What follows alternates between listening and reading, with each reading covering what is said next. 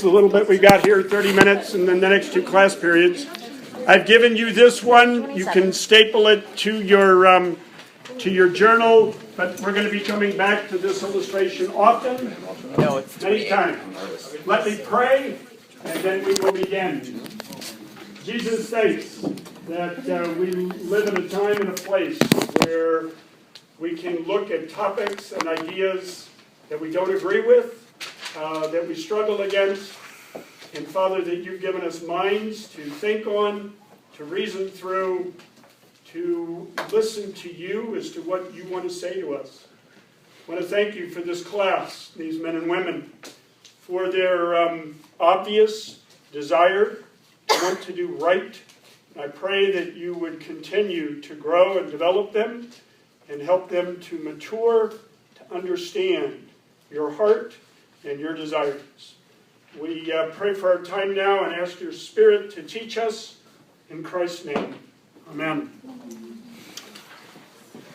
I would like you on your journal to answer this question in one or two sentences. Here's the question.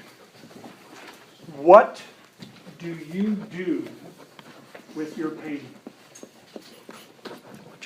Not sure this is a question you wrestled with in your life.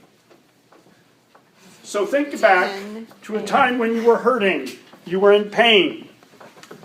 Your boyfriend or girlfriend broke up with you, and you were in pain. Your parents communicated something unloving to you, and you were in pain. I would like to have a sentence or two. What do you tend to do with your pain? How do you handle it? What do you do with it? Where do you go? How do you I know some people in pain like to go buy a gallon of ice cream and eat a whole gallon of ice cream. Because while they're consuming the ice cream, it makes them feel good until their stomach revolts. And all of that dairy sitting in their tummy, and they get a tummy ache. I would like you to write your thoughts down. What do you tend to do with your pain?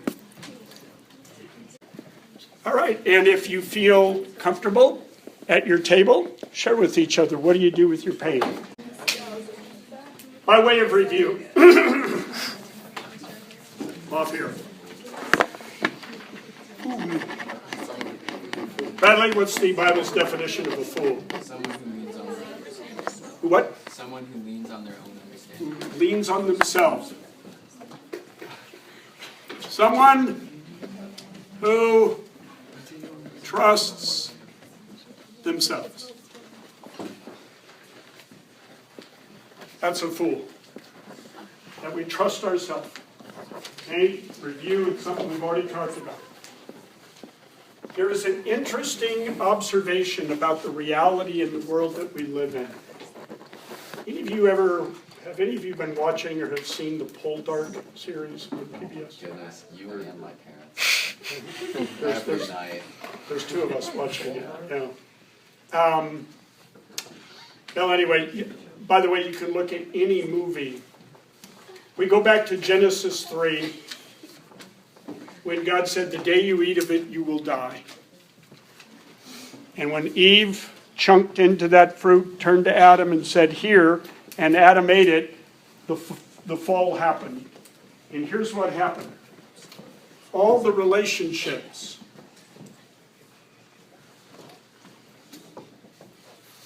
every relationship was fractured.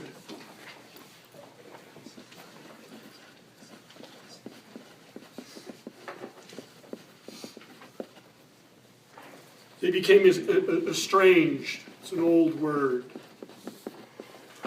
Our relationship with God, I'm going to ask this.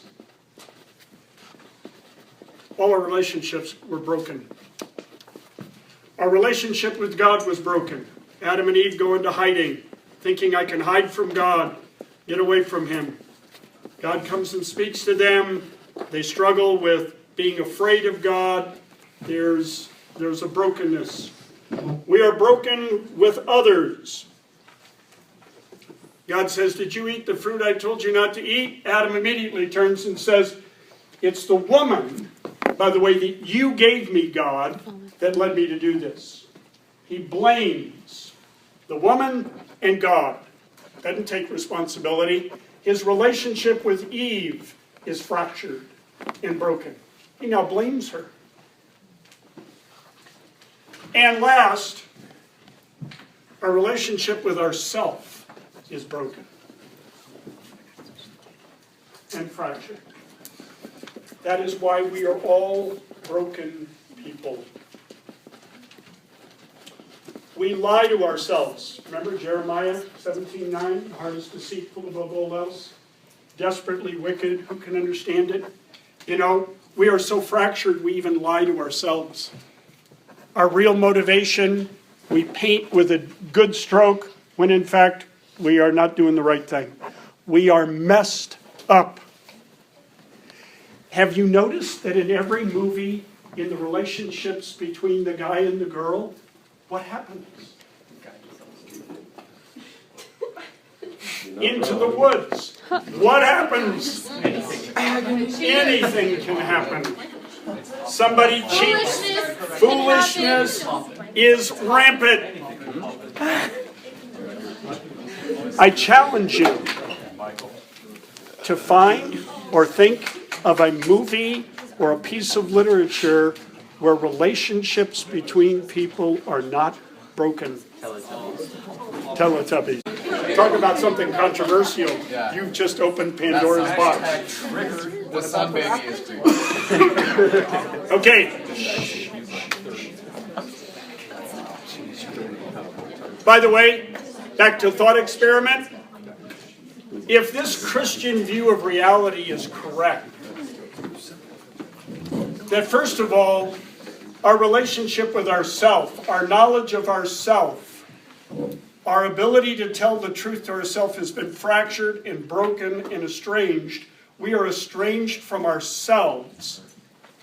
Is that going to have an impact in terms of how we relate with others? Yes. And guess what's going to happen in all of our relationships with others? There's going to be conflict and brokenness and trouble and problems brought on it. Proverbs says this, what a man desires is unfailing love. You go back to the longings. What do we long for? To be loved well, to be loved perfectly. And what's true about broken people? Second part of that verse, but a faithful man who can find. You can't find anybody who's going to love you perfectly. By the way, when you find that person you want to marry and you walk down the aisle, you will be full of optimism. Very excited, believing I have found the person who will love me perfectly. And I'm going to rain on your parade. Because anywhere within 50 minutes or 5 days after getting married, you will experience some of the fracturing that is already there. Because you're marrying a sinner. And guess what? You're going to go through sin. Some of it hideous, some of it not so hideous. So here's the interesting thing. You know what we all do to each other? We all sin against each other.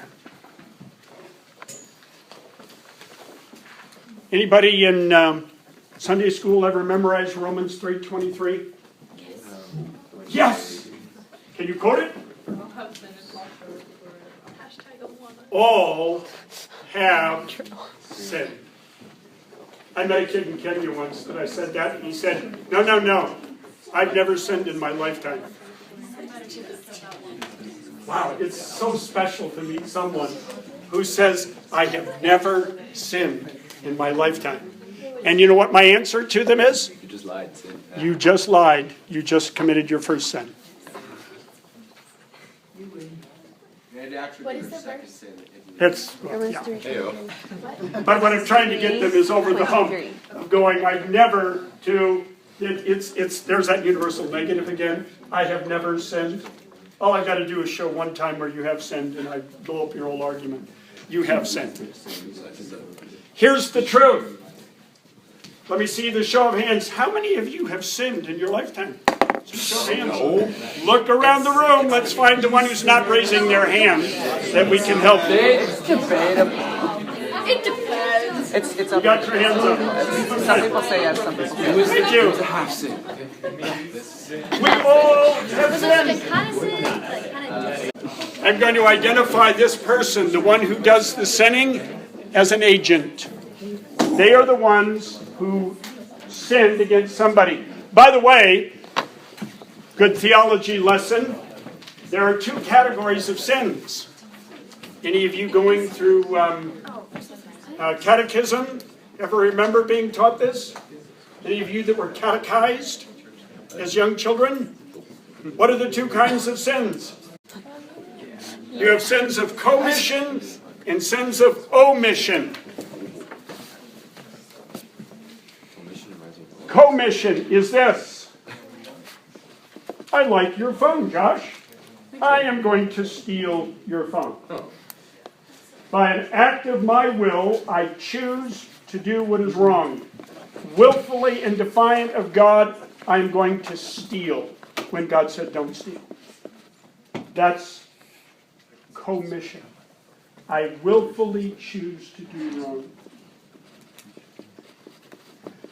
Omission is that I sin, but I didn't intend to. You ever, can you think in your own mind of a sin of omission you've committed before? Yes. Yes. I was fixing the irrigation in my backyard, went to Home Depot to get some things, and I was like, ooh, I had this little bag of adapters, and I threw it in my pocket. I didn't notice, and I grabbed another one. I walked out, bag in my pocket, I stole it.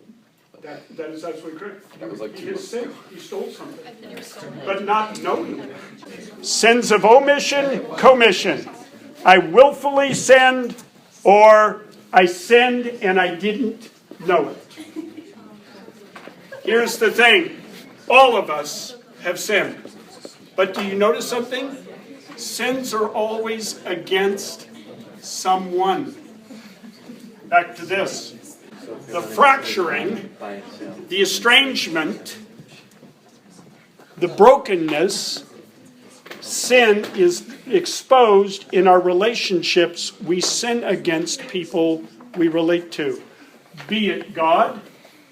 Some of you sin directly against God. Against others. You even sin against yourself. Anorexics. Guess who they're sinning against? Themselves. And I know there are gals in our midst who cut. Who are you sinning against? Yourself. These are part of the brokenness that I'm sinning against me, against others, or against God. You know the story of David and Bathsheba. You've all been taught that in Sunday school. He sees this hot woman on top of a roof, likes what he sees, invites her over to the castle for an afternoon tea, and they procreate. She gets pregnant. She is married to one of his 30 great men. If you see David's list of the 30 great men who accompanied him through all of his difficulties, Uriah is one of the 30 great men, one of his most trusted soldiers. He betrays the trust of one of the men he honors the most by having sex with his wife, while that man is on the battlefield and the king's at home lounging around. Nothing but trouble. She gets pregnant. David wants to hide the sin. He brings Uriah back and says, why don't you go home and lay with your wife? Uriah is a man of honor. And goes, all of my mates are out on the battlefield. They don't get the pleasure of being with their wives. I will not do that. And dishonor them for their service. He was a man of honor. David panics. Let me get him drunk. Gets him drunk in hopes, sends him home, and even drunk, completely smashed, Uriah says, I will not sleep with my wife while my mates are on the field. And he sleeps in the doorway outside. And so David is frantic. See, if I can't get him to sleep with his wife, people are going to start to ask, how did she get pregnant? So he sends instructions. He writes out the orders and gives them to Uriah, to the commander. Uriah's a man of honor. He doesn't look at the orders. He delivers them to the leading general. And here's the orders. Put Uriah in the front of the troops and attack the city.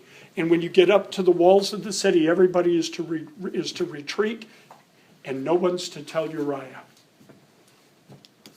So the general gives the orders to everybody but Uriah, tells Uriah, get up there for attacking the city. They attack the city, and on a command from the general, everybody pulls back but Uriah, and he's killed in battle. Deserted by his own men. On the instructions of the king. This is hideous. And then, after 30 days of mourning, David goes over and gets Bathsheba to move in, and then 9 months later she has the baby. And everybody thinks, oh, the king impregnated her after she lost her husband and he brought her in. And David goes, I got away with it. By the way, omission or commission? Commission. Willfully choosing to not only have adultery, but to commit murder and to try and hide it all.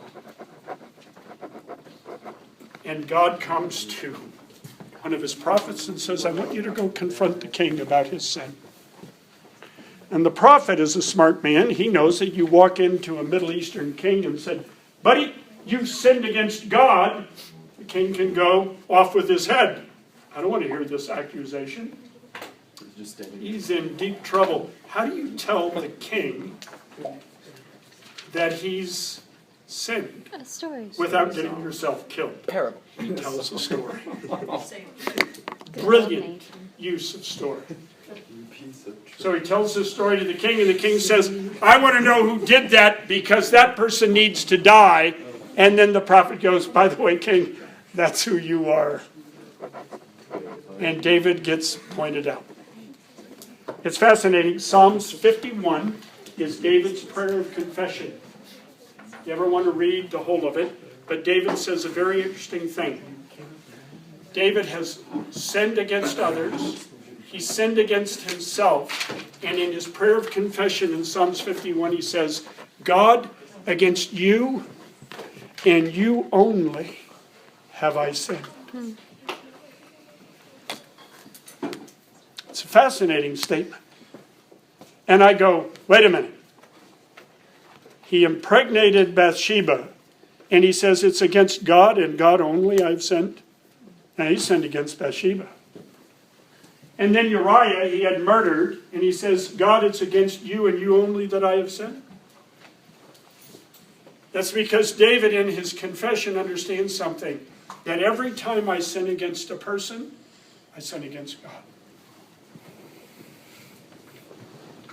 I've sinned against the person, but I've also sinned against. This is why James says, by the way, if you say that you love God and you hate your brother, you're a liar. If you hate an image bearer, you hate God. That's harsh. That's hard. The interesting thing is all of us have sinned. And what we have not seemed to realize is this. And again, I want you to show it by your raise of hand. How many of you have been sinned against? Look around the room. Not only have we all sinned, guess what's also true?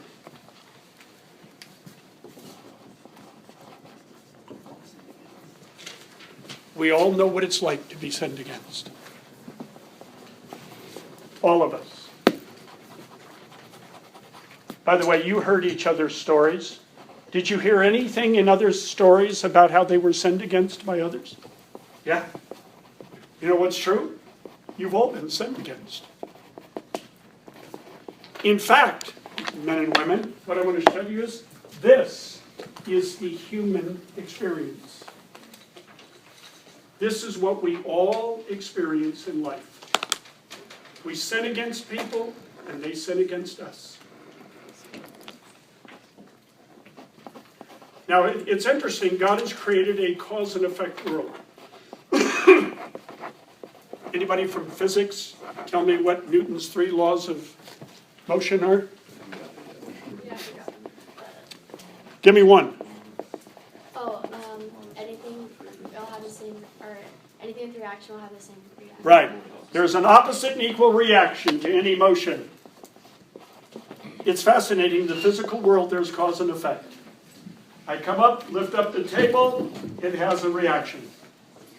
And my lifting the table causes these ladies to react, to stable the Guess what? Things that we do have cause and effect. This has cause and effect.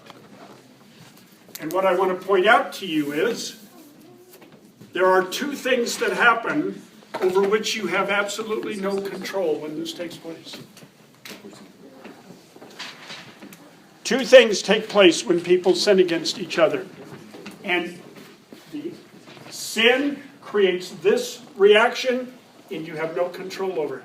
One is this: the victim will experience pain. You get sinned against, you will hurt. Remember about the Kenyan teacher? Has your dad ever disappointed you? Yeah. When I asked him, did it hurt? His first response was, yeah, it hurt. Did you learn anything? No, I don't think I learned anything, but it hurt a little bit. But he told me about his wedding. Did that hurt? Oh yeah, that hurt big time. Here's the interesting thing. The amount of pain that you feel is proportional to the hideousness of the sin done against you. The more hideous the sin, the greater the pain. Spitfire Grill. Percy. Sexually abused by her stepfather. I am no fool to not believe that that has not happened in our midst. Men and women, you know how fractured this world is? 1 out of 3 women in America have been sexually abused. 1 out of every 3. We got 20 girls in here. There's no King's X with growing up in Christian homes. Guess what? If 1 in 3, I know in our midst, there are some of you ladies that have been sexually abused. Is that painful? Yeah. Hugely so. Even more so when it's done by a family member. Because that's the greatest betrayal. Someone who should be there to protect and cover and defend you, abuses you. That is hideously evil. And it hurts. Far more than telling a lie. Somebody can say something that's a lie. Will there be pain? Yeah, probably not much. The level of pain is proportional to how hideous the sin is. The greater the betrayal, the greater the pain. The other thing that happens that we have no control over, I'm going to erase this here,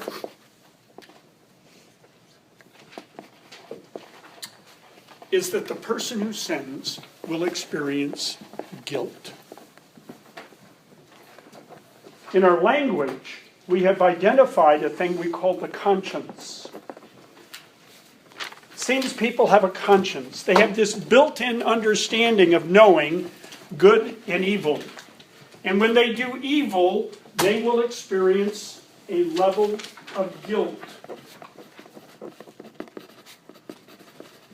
I'm going to put the same notion. If pain is proportional to the sin, guilt is proportional to the sin. The greater the sin you commit, the greater the guilt. By the way, sins of omission, commission. I want to see this interesting experience. Have any of you ever had a sense of feeling guilty but have no idea why you feel guilty? Anybody ever had that experience? We all have. You know what it's from? A sin of omission. You've done something wrong. You're not aware of it, but in your spirit you know. And there's guilt. So the next time you're feeling guilty and you don't know why, one of the things to do is to start to ask, have I done something that I didn't know was a sin and it's affecting me? Sins of commission, knowingly doing that. By the way, let me finish my statistics.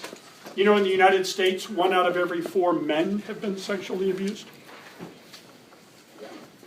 1 out of every 4 men have been sexually abused. It's hideous. The person doing the abusing is going to experience guilt. The person who is abused will experience pain.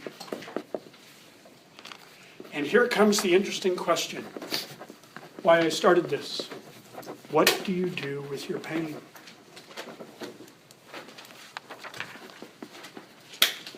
When people sin against you, what do you do with it?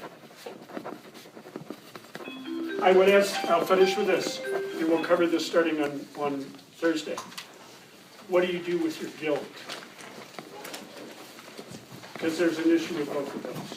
We'll continue this next time.